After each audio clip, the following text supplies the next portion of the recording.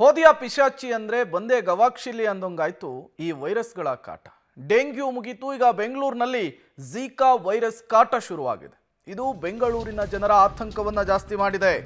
Silicon ಸಿಟಿಗೆ ಕಾಲಿಟ್ಟಿದೆ Zika virus. ಬೆಂಗಳೂರಿನ ಜಿಗಣಿಯಲ್ಲಿ 5 ಝೀಕಾ ಪ್ರಕರಣಗಳು ಪತ್ತೆಯಾಗಿರುವಂತಹದ್ದು. 5 ಜನರಲ್ಲಿ ಈ ಝೀಕಾ ವೈರಸ್ ಕಂಡು ಬಂದಿದೆ. ಝೀಕಾ ಪತ್ತೆಯ ಬೆನ್ನಲ್ಲೇ ಜಿಗಣಿಯಲ್ಲಿ ಕಂಟೈನ್ಮೆಂಟ್ ಝೋನ್ ಅನ್ನು ಕ್ರಿಯೇಟ್ ಮಾಡಲಾಗಿದೆ.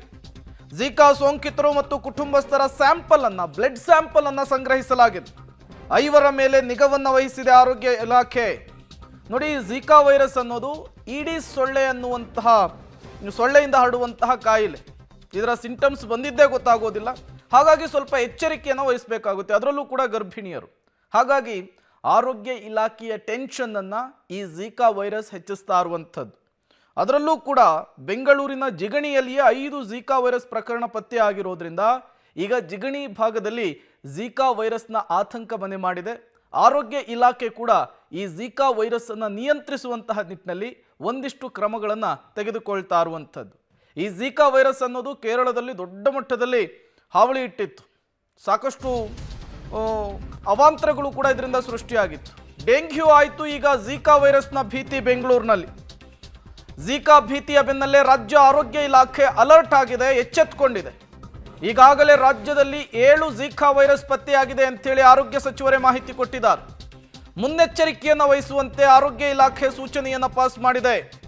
ಒಂದು ವೇಳೆ ಸೋಂಕು ಕಂಡು ಬಂದಿದ್ದೇ ಆದರೆ ರಕ್ತ ಪರೀಕ್ಷೆಯನ್ನು ಮಾಡಿಸಬೇಕಾಗುತ್ತೆ.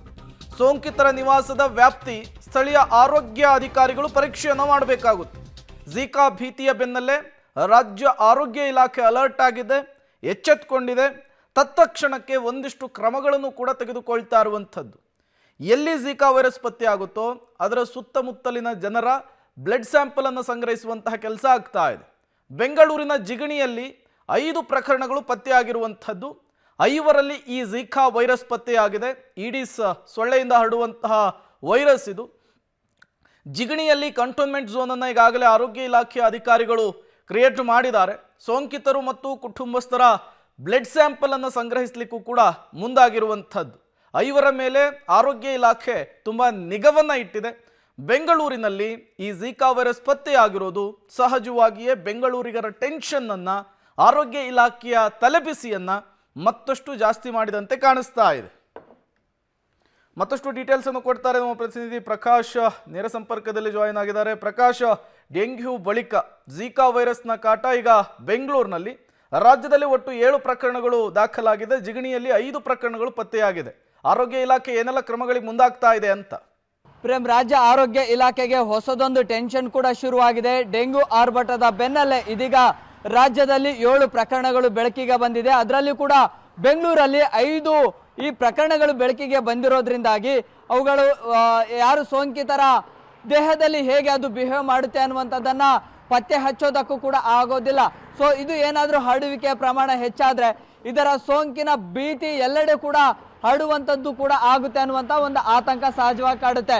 ಈಗಾಗಲೇ ಸೋಂಕಿತರ ಮನೆಗಳ ಸುತ್ತಮುತ್ತಲಿನ ಪ್ರದೇಶಗಳನ್ನು ಕೂಡ ಈಗ ಕಂಟೋನ್ಮೆಂಟ್ ಝೋನ್ ಆಗಿ ಮಾರ್ಪಾಡು ಮಾಡೋದಕ್ಕೆ, ಜೊತೆಗೆ ಅಲ್ಲಿನ ಜನರ ಒಂದು ರಕ್ತದ ಮಾದರಿಗಳನ್ನು ಸಂಗ್ರಹ ಮಾಡೋದಕ್ಕೆ ಕೂಡ ರಾಜ್ಯ ಆರೋಗ್ಯ ಇಲಾಖೆ ಮುಂದಾಗಿದೆ. ಪ್ರಮುಖವಾಗಿ ಈ ಸೋಂಕಿತರ ದೇಹದಲ್ಲಿ ಏನಾದರೂ ಆರೋಗ್ಯದ ಸಮಸ್ಯೆಗಳು ಏರುಪೇರಾಗುತ್ತಾ ಅಥವಾ ಸಹಜವಾಗಿ ಸಾಮಾನ್ಯದ ಗುಣಲಕ್ಷಣಗಳು ಮಾತ್ರ ಇದ್ರೆ, ಜ್ವರ ಬಂದ್ರು ಅಥವಾ 1 ವಾರ ಅಥವಾ 10 ದಿನದ ಒಳಗಾಗಿ ಅವ್ರು ರಿಕವರಿ ಆಗ್ತಾರ ಅನ್ನುವಂಥದ್ರ ಬಗ್ಗೆ ಕೂಡ ರಾಜ್ಯ ಆರೋಗ್ಯ ಇಲಾಖೆ ಅಧಿಕಾರಿಗಳು ಅವರನ್ನ ತೀವ್ರ ನಿಗಾವನ್ನ ವಹಿಸ್ತಾ ಇದ್ದಾರೆ.